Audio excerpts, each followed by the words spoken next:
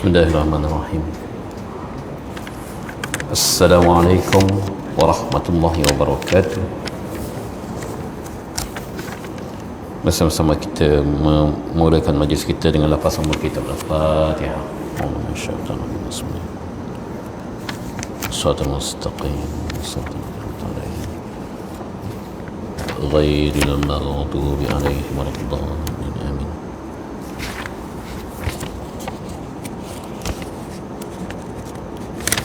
Alhamdulillah alladzi nahmaduhu wa nasta'inuhu wa nastaghfiruh may yahdihillahu fala mudilla lahu wa may yudlilhu fala hadiya lahu wa na'udzu billahi min shururi anfusina wa min sayyiati a'malina. Wassalatu wassalamu ala ashrafil anbiya'i wal mursalin Sayyidina Muhammadin wa ala alihi wa ashabihi ajma'in. Subhanaka la ilma lana illa ma 'allamtana innaka antal alimul hakim. Rabbi shrah li sadri wa yassir li amri wahlul 'uqdatam min lisani yafqahu qawli.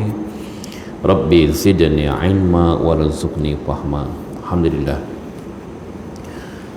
sama-sama kita mensyukuri segala nikmat Allah Subhanahu wa taala. Yang terbesar daripada segala nikmat Allah Subhanahu wa taala itu ialah kekalnya iman dan Islam dalam diri kita. Nikmat yang paling berharga yang seringkali tidak disyukuri kerana perkara yang biasa yang telah ada dengan kita biasanya tidak terasa mencabarlah, ya. Orang sering mencari apa yang dia rasa dia belum ada, ya. Tetapi yang sudah ada mungkin tidak dirasai nikmatnya. Di antaranya ialah nikmat iman.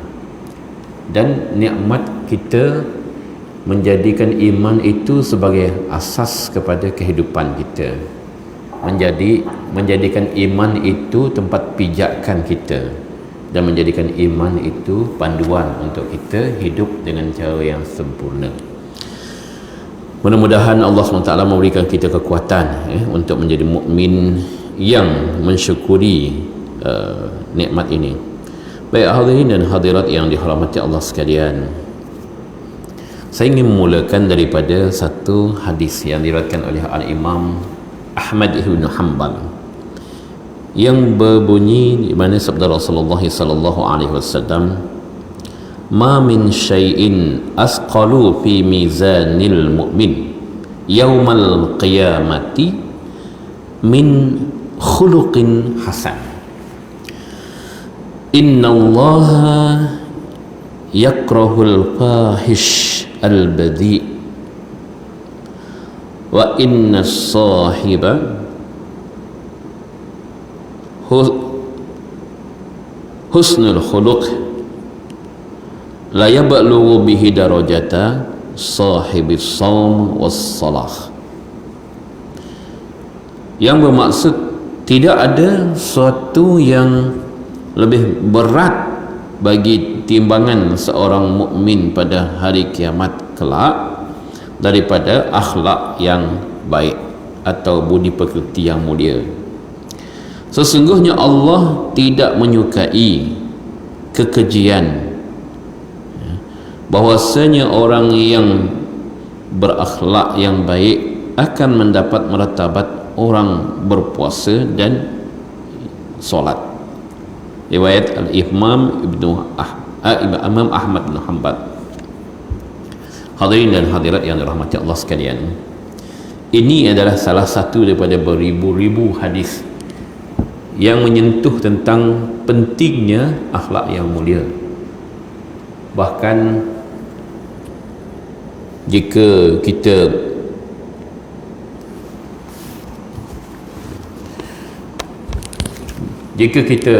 lihat ataupun renungkan kembali dalam pembinaan diri, pembinaan keluarga, pembinaan masyarakat, dan berakhir pada pembentukan satu umat.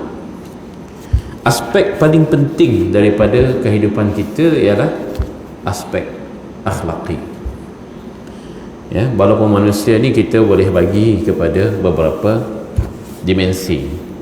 Dimensi jasmaninya, dimensi intelektualnya, dimensi rohani. Ya. Yang paling ketara sekali ialah dimensi jasmani. Orang mudah melihat kerana ia berbentuk perilaku, ya. Dan paling terasa pada diri kita penting pada hal-hal yang jasmani ini, kerana kalau tidak dipenuhi ia akan terasa, mudah terasa. Kalau kita lapar, ya, kita nak makan, kalau tak makan lapar akan berterusan. Sama juga dengan kita haus, sama juga dengan kita letih, kita perlukan rehat. Ini aspek-aspek jasmani yang mudah, ya, yang mudah untuk dirasai. Kalau tak ada duit lagilah terasa, kan? Walaupun sekarang ni orang bising masuk Alsina dan sebagainya. Jadi ini adalah aspek yang paling terasa pada manusia. Dan yang kurang sedikit terasa ialah aspek intelektual. Orang kurang ilmu dia tidak terasa bodoh, sebab apa yang dia tahu, umumnya ini satu yang sangat stereotip pada manusia. Apa yang dia tahu dirasakannya penting, dan apa yang dia tak tahu dirasakannya tidak penting untuk dia tahu. Ini satu penyakit, dari segi keilmuan, sehingga manusia membiarkan dirinya dalam keadaan bodoh. Dan lebih parah lagi, apa yang dia tidak tahu dianggapnya tak ada. Dianggapnya tak ada. Ini lebih parah lagi, ya. Oleh kerana itulah Islam sangat mementingkan ilmu. Bahkan di antara seorang abid dengan seorang alim, ya, begitu banyak keutamaan seorang yang alim ke atas seorang yang abid sahaja, ya. Namun demikian, buah daripada segalanya ini ialah wujudnya atau timbulnya akhlak. Sebab itu Rasulullah SAW menyatakan dalam satu hadis begini, innama bu'istu liutammima makarimal akhlak. Sungguh aku diutuskan untuk menyempurnakan kemuliaan akhlak. Ya, dalam hadis yang lain yang juga mempunyai struktur hampir sama, innama bu'istu mu'alliman. Ya, hanya saja atas sungguhnya aku diutus untuk menjadi muallim atau menjadi seorang pengajar ataupun seorang guru. Baik, hadirin dan hadirat yang dirahmati Allah sekalian, berbalik kepada hadis yang kita mulakan tadi, iaitu tentang kemuliaan akhlak. Ya, sudah tentu bagi kita orang Melayu yang penuh dengan budi pekerti ini tak diragui lagi bahawa kita sangat menyanjung tinggi akhlak. Namun demikian, kehidupan manusia ini dia berevolusi, ya, daripada semasa ke semasa, sehingga kepentingan akhlak itu semakin lama dia semakin bergeser. Dia semakin lama semakin bergeser, dan kehidupan manusia yang mengutamakan material ni semakin lama semakin besar keinginannya, hawa nafsunya kepada material. Bermula daripada sifat dan sikap individu, ya, walaupun kita mempunyai khazanah ilmu daripada zaman, kalau kita tengok khazanah ilmu berkaitan dengan agama tentang akhlak ini beratus-ratus tahun yang terdokumen, beratus-ratus tahun dalam pantun, dalam bidalan, dalam apa, walaupun kita ada semuanya, ia terdokumen dengan baik, ya, daripada zaman orang Melayu tak kenal tulisan Rumi sampai kepada yang bertulisan Rumi pada hari ini.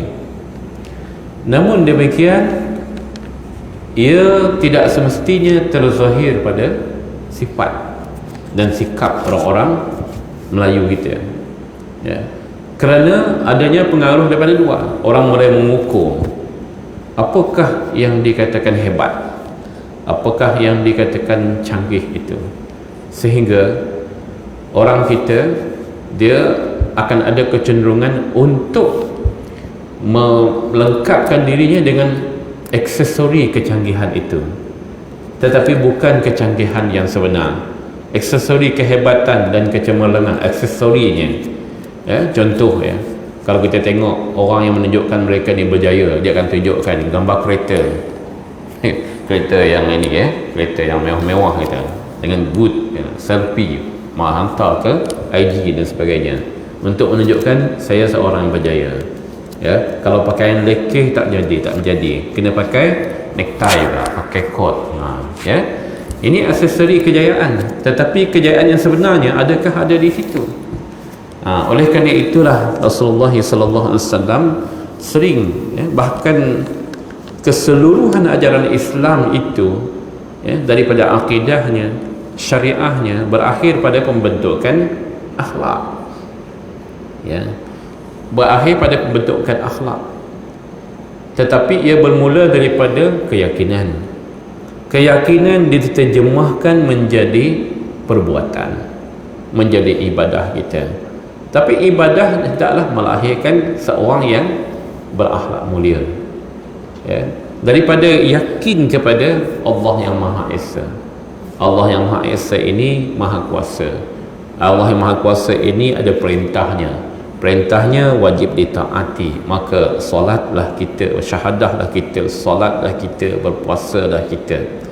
Tetapi jika ia tidak melahirkan manusia yang disifatkan contohnya lahirnya seseorang yang ada sifat ar-rifqu, sedangkan Allah itu innallaha rafiqun yuhibbur rifqa. Allah itu dia maha lembut, lemah lembut, dan ia mencintai kelembutan, dan itulah di antara sifat yang sangat ketara yang ada pada Rasulullah sallallahu alaihi wasallam, sifat rifqun, menyantuni orang. Jadi kuatnya kita ibadah, kuatnya kita berpuasa, banyaknya kita bersedekah, ini hendaklah melahirkan tutur kata yang mulia, iaitu ini sifat seorang muslim. Al-muslimu man salimal muslimun min lisanihi wa yadihi. Orang muslim itu dia benar-benar seorang muslim apabila orang muslimun yang lain selamat daripada lidahnya dan selamat daripada tangannya, selamat daripada digunjing ataupun diumpat, dan selamat daripada mudarat yang dibuat oleh tangannya, maka tercapailah darjat dia sebagai seorang muslim. Jadi tentang akhlak yang mulia ini, kelebihannya ialah ia menjadi perkara yang terberat di atas timbangan seorang mukmin, sebagaimana yang dinyatakan dalam hadis tadi, iaitu tidak ada yang asqal, tidak ada yang lebih berat timbangan pada seorang mukmin di hari kiamat melainkan orang yang ataupun akhlak yang mulia. Namun demikian, dilema kita pada hari ini ialah seperti yang saya nyatakan tadi, ialah manusia tidak lagi diukur pada akhlaknya, mereka mengukur kepada materialnya, rupa paras, dressing dia,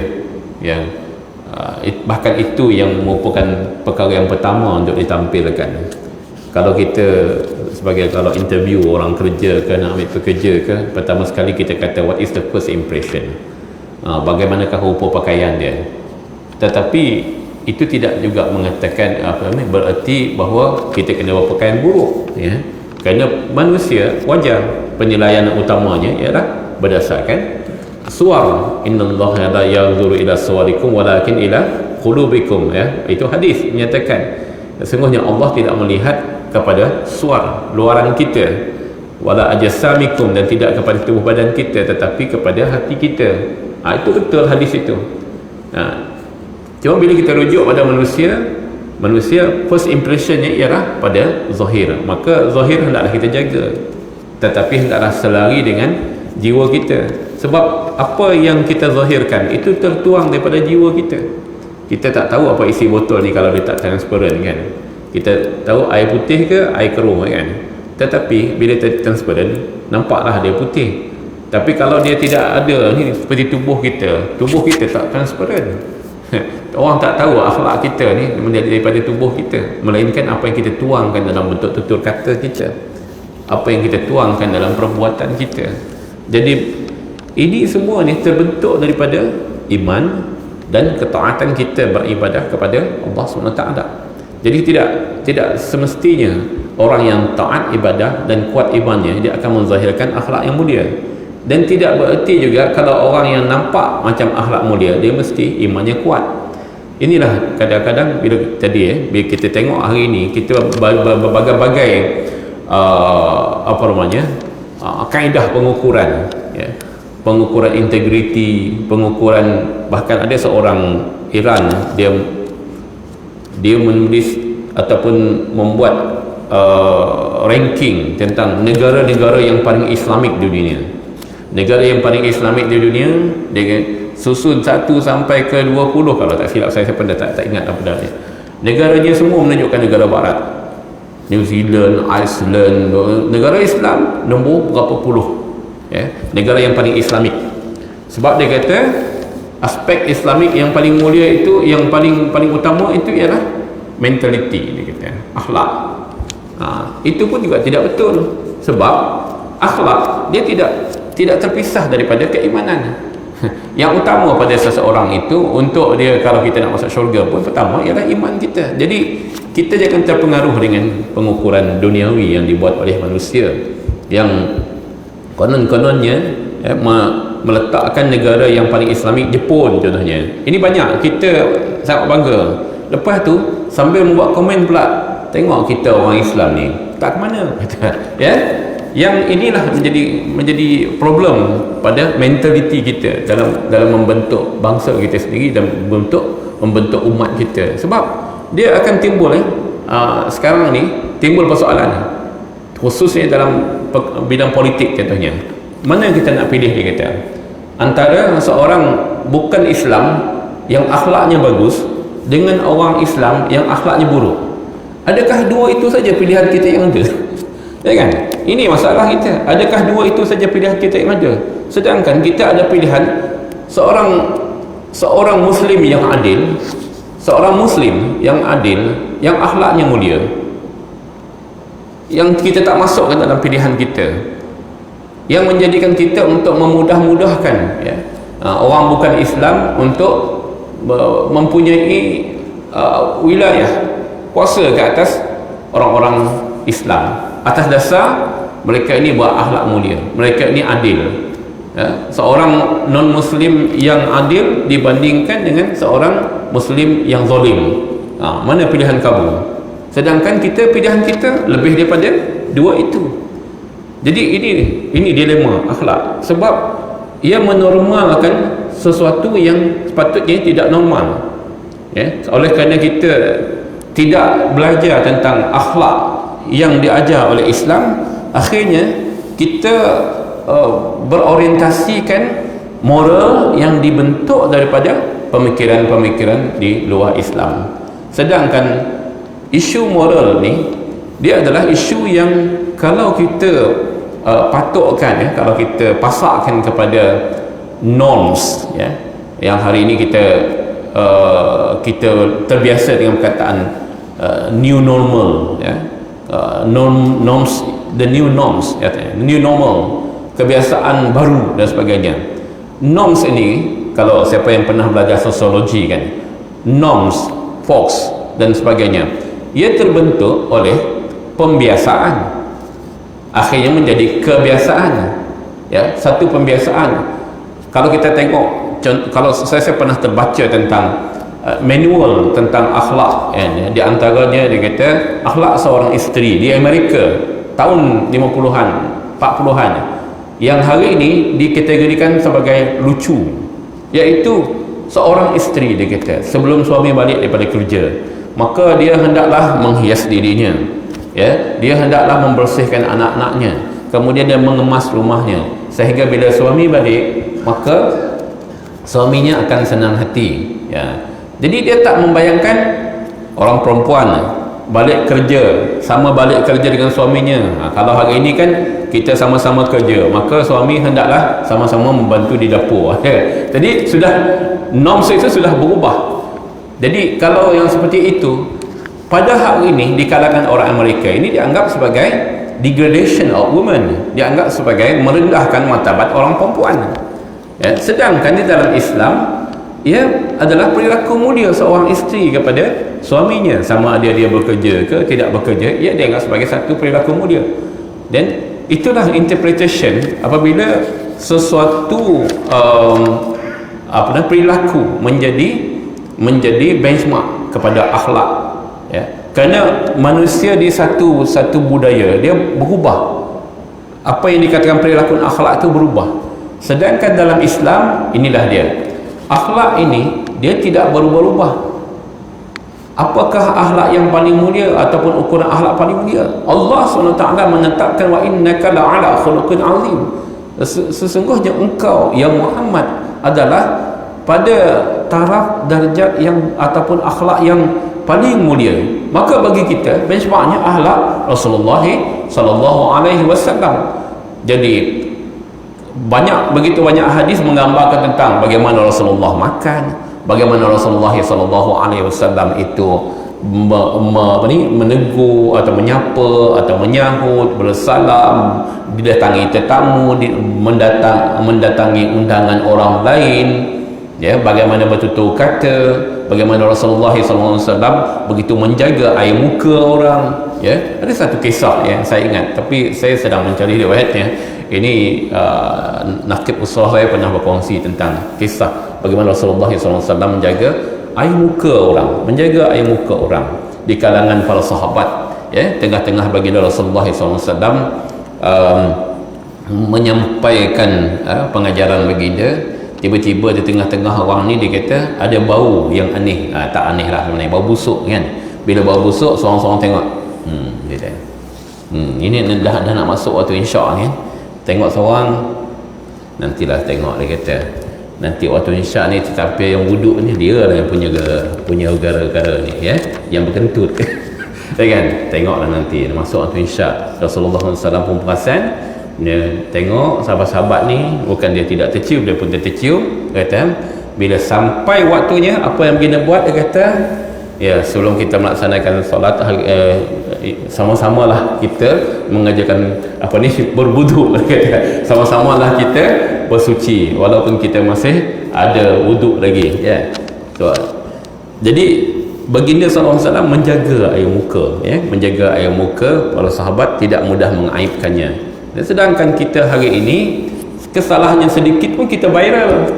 Makan tak puas hati dengan orang kedai kita kan, makan ini kurang garam sikit, ambil gambar macam nama kedai siap lagi, viral, jatuh bisnes orang tu. Sedangkan kita boleh, pakcik yang ni masin, minta maaf dia hari ni mungkin terlebih sikit, ataupun orang yang masak ni mungkin dia sedang angau kata. Jadi dia biasanya anak perempuan yang angau dia masin sikit masak betul. Jadi kita lihat bagaimana Rasulullah SAW menjaga. Ini akhlak, ini bahagian akhlak. Ia lahir daripada, kalau baginda SAW, dia seorang Nabi kita kata, tetapi kita sebagai umatnya, ia terbentuk daripada pertama iman kita, yang kedua banyaknya ibadah kita, yang ketiga hendaklah lahir menjadi buahnya, menjadi buah. Jadi kalau digambarkan sebagai satu pohon itu, iman kita adalah akarnya ini, kemudian tampil batangnya, rantingnya, daun-daunnya, semua ini adalah syariahnya dalam bentuk yang kita nampak. Orang bersolat, orang berzakat, orang naik haji, nampak kan, tapi iman kita tak boleh nampak. Tetapi selepas dia jadi pak haji atau hajjah ni, adakah akhlaknya lebih baik daripada ketika dia haji, ataupun semakin melampau-lampau dia? Sebab dah nama haji dah, sekarang ni orang panggil tuan haji, dah lebih gah lagi kan. Jadi inilah ujian keimanan kita. Jadi tuan-tuan dan puan-puan yang dimuliakan, maknanya walaupun kita tahu akhlak yang mulia ini adalah satu perkara yang penting, apa yang lebih penting lagi ialah bagaimana pembentukannya apabila kita dalam posisi kita, dalam diri kita, posisi kita, siapa kita? Kita di rumah adalah ibu ayah. Bagaimanakah bentuk akhlak mulia ini kita bentuk di rumah? Masihkah kukuh? Sebab anak-anak kita tidak hanya dibentukkan di rumah. Dulu saya belajar kat Indonesia, orang terkenal Indonesia ni kata pembentukan syakhsiah seseorang itu, dia kata ada 3 pusat. 3 pusat ni, 1 sekolah, yang kedua rumah tangga, yang ketiga masyarakatnya. Kita di rumah mungkin kita boleh ajar anak kita, tutur kata ni tak boleh cakap bodoh, tak boleh cakap celaka dan sebagainya, kita boleh. Tapi bila dia berada kat sekolah dia dengar kawan-kawan dia dia bersembang, ataupun dia dengar orang tua-tua kalau duduk kat kedai ke apa yang tengah nonton bola, main dam semua ni kan, tutur kata orang tua-tua ni menjadi pendidikan informal yang didengar oleh anak-anak kita, sehingga dia bila balik ke rumah dia bawa benda yang sama, ya. Tetapi yang parahnya, jika ibu bapa sendiri tidak menunjukkan satu akhlak yang seharusnya menjadi contoh. Hari ni saya kadang-kadang saya tak faham generasi kita ni, generasi umur, sebab saya naik kadi kan, nak kahwin ni halo, ini rahmat ke? Saya ni naik kadi, budak umur 20 lebih, ini rahmat ke? Mak bapak dia tak ajarkan ni pakcik ke, ustaz ke, tuan haji ke. Kadang-kadang ini, halo, saya nak tanda tangan, saya nak cop. Saya bukan reka-reka tu tuan-puan, awak nak cop apa? Kan, cop nak kahwin. Tak boleh lah, saya kata. Sebab apa tak boleh tuan? Sebab cop tu saya nak pakai. Dia kata dia nak cop, kata. Saya bergurau je lah, saya bergurau. Tapi macam tu lah, cara bercakap pun tak ada. Assalamualaikum, ini Ustaz Rahmat ke, Tuan Haji ke, abang pun boleh lah, tak apa. Budak-budak kan. Ustaz, saya nak nikah, saya dipahamkan saya kena jumpa Ustaz untuk semak borang. Itu baru betul, semak borang. Ini datang-datang minta cop boleh? Ya, nak cop saya mati ke? Kan? Jadi ini umur nak kahwin. Ada lagi umur yang dah kahwin, duda. Serupa tu juga. Ini masalah akhlak, tutur kata kita yang kita tak mudah, tak biasakan lagi, ya. Jadi ini sebagai ibu bapa. Sekarang anak-anak kita, kalau misalnya kata, ya, tengah-tengah kita duduk ni, dia lalu depan kita, ada tak seperti orang Melayu dahulu? Orang Melayu dulu tunduk, dia dia letak sekat tangan dia, minta maaf bah, kita lalu, ya. Ni tak ada, dia naiknya lalu je depan muka kita. Nasib baik tak tendang sekali, ya. Inilah akhlak, ya, kadang akhlak.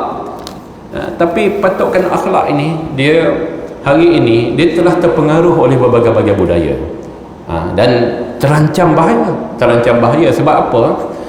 Menormalisasi perkara yang kalau dahulu akhlak yang buruk, sekarang ini menormalisasi kemungkaran. LGBT contohnya, ini perkataan saya, LGBT ada rangkamannya, ya. Jadi menyebut LGBT sahaja tak approve dekat Facebook, tuan-tuan.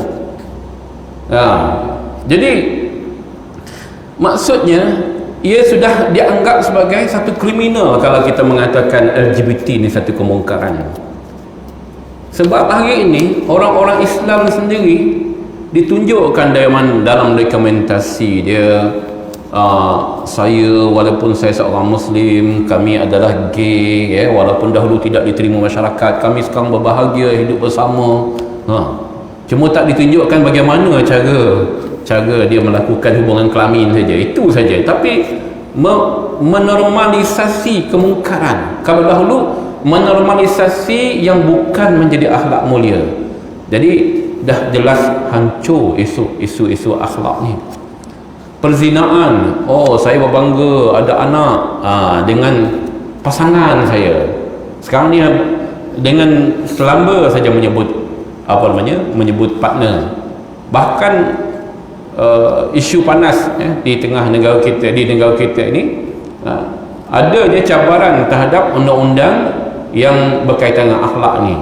Orang lelaki, jantina jelas lelaki berpakaian perempuan, bukan setakat di sini, sampai ke tanah suci pun masih berpakaian perempuan, ya, bahkan mencabar hukum Allah, mencabar hukum Allah. Bila disebut-sebut tentang kesilapannya, merajuk, kata nak keluar Islam. Bila dia kata nak keluar Islam, orang salahkan, inilah ustaz-ustaz ni, asyik kata dia salah, ni tak betul. Jadi akhirnya yang salah itu ialah yang menegakkan kebenaran, yang menormalkan teguran kepada pihak berkuasa, menormalkan kecaman terhadap pihak yang berusaha untuk menegakkan kebenaran. Jadi hari ini kalau orang buat salah, bukan kesalahan itu dibetulkan, undang-undang itu dianggap salah.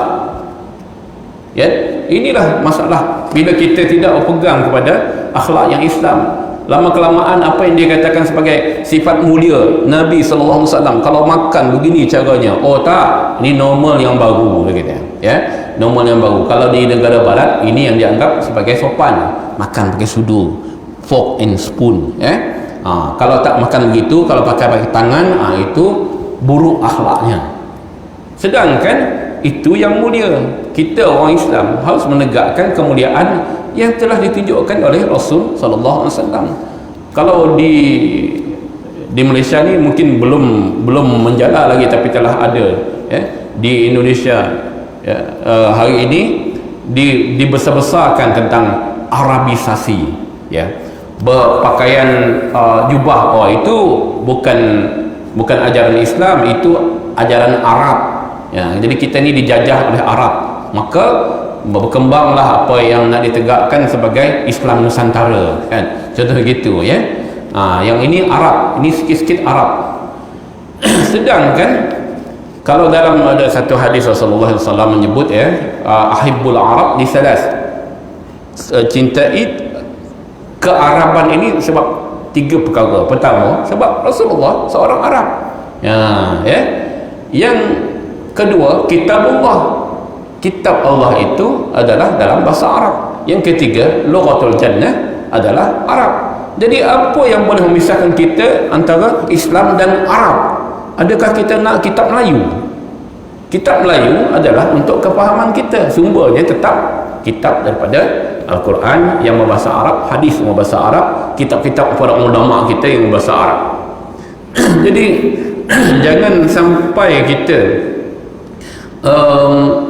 menganggap bahawa kemuliaan akhlak itu tidak lagi berpasak kepada Quran dan Sunnah, tapi sudah berganjak kepada pandangan manusia, ya, pandangan manusia hari ini. Kalau pandangan manusia itu tidak ada nilai yang tetap.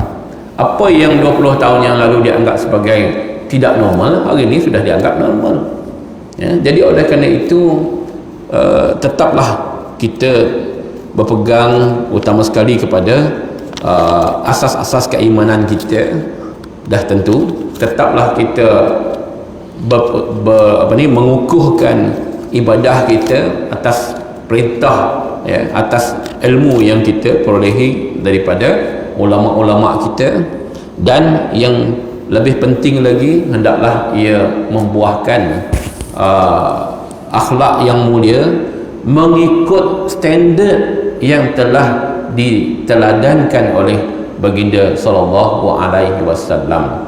Jadi tidak ada ruang untuk kita moden macam mana sekalipun untuk kita nak mengkritik. Kadang-kadang, ya, perkara yang dah jelas, dah qat'i, dah ijma' ulama' pun kita nak tafsirkan semula. Saya baru-baru ni saya melihat satu video, ya, tentang persoalan adakah hukum hudud itu perkara yang tuntutannya mengikut kefahaman harfi kita, atau maksudnya kalau potong tangan tu betul-betul potong tangan, ataupun metafora sahaja, majazi sahaja, ya. Contohnya majazi ini seperti apa? Allah menghendaki orang mencuri potong tangan tu maksudnya halang dia daripada mencuri. Mungkin halang yang macam mencuri tidak semestinya potong betul-betul. Jadi timbul persoalan seperti ini, sedangkan para ulama kita dan juga hadis begitu banyak hadis menunjukkan bahawa tuntutan untuk potong tangan ni adalah tuntutan potong betul, fizikal, sampai dia bagi gambaran macam mana kalau orang tu selepas potong tangan, lepas tu pasang tangan bionik pula, dia kata jadi dia kata hukuman tu it doesn't serve the purpose, begitulah ya. Jadi perkara-perkara yang telah qat'i pun itu dicuba untuk digoyang, digoncang keyakinan orang kepada perintah agama Allah SWT, apalagi perkara-perkara yang hanya bersifat akhlaki, etika sahaja bagi mereka ya. Jadi oleh kerana itu tuan-tuan dan puan, sebagai ini hanya sebagai renungan dan asas pemikiran kita sahaja ya. Mungkin perjumpaan kita pada masa akan datang kita akan masuk kepada perincian ya, perincian kepada perilaku ya. Yang ini adalah asas-asas kita untuk kita renungkan balik, adakah perilaku, kebiasaan, perbuatan, apa yang dinamakan normalisasi baharu. Kalau nak lebih jauh lagi, ada orang menyifatkan tentang new world order dan sebagainya. Adakah perkara ini kita rujuk balik kepada tuntutan agama kita untuk kita memastikan, sebab darjat akhlak mulia ini adalah darjat yang akan menentukan kita di syurga ataupun di neraka kita ya. Jadi mudah-mudahan Allah SWT memberi kekuatan kepada kita. Mohon maaf dengan sedikit renungan ini saya mungkin terlebih bicara ataupun tidak sampai apa yang dimaksudkan. Jadi mudah-mudahan dapat dilengkapi dengan kita menambahkan lagi bacaan, sebaran dan sebagainya. Mudah-mudahan Allah SWT memberkati hidup kita ya, dan menjadikan bekalan akhlak ini sebagai punca ketakwaan yang menjadi bekalan terbaik untuk kita di dunia dan di akhirat insya-Allah. Bismillahirrahmanirrahim. Alhamdulillahirabbil alamin wassalatu wassalamu ala asyrafil anbiya'i wal mursalin sayyidina Muhammad wa ala alihi wa sahbihi ajma'in. Allahumma anfa'na bima 'allamtana wa 'allimna ma yanfa'una warzuqna ilma yanfa'una. Allahumma rzuqna fahman nabiyyin wa hifdzal mursalin wa ilaha wa malaikatikal muqarrabin. Allahumma adfa 'anna al-bala wal waba wal ghala wal junun wal juzam wa min sa'il asqab wal fahsya wal munkar wal mihan wal fitan ma dhahara minha wa ma batana an baladina hadha khassa wa an budal muslimina ammah. Allahumma a'izz al-islam wal muslimin wa aslih walatal muslimin wa alif baina qulubihim wa aslih dhata bainihim. Allahumma ahlikal kafarata wal mubtadi'ata wal musyrikin a'da'aka a'da'ad-din.